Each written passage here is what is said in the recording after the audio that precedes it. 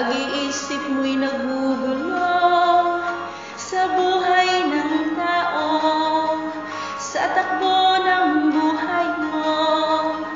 Ikaw ba'y isang mayaman o ika'y isang mahirap lang? Sino sa inyong dalawa ang mas mahihirapan? Masdan mo ang mga bata, masdan mo ang mga bata. Ikaw ba'y walang nakikita sa takbo ng buhay nila? Masdan mo ang mga bata, ang buhay ay hawak nila. Masdan mo ang mga bata, ang sagot ay iyong makikita. Ikaw ba'y ang tao, walang pakialam sa mundo, ngunit ang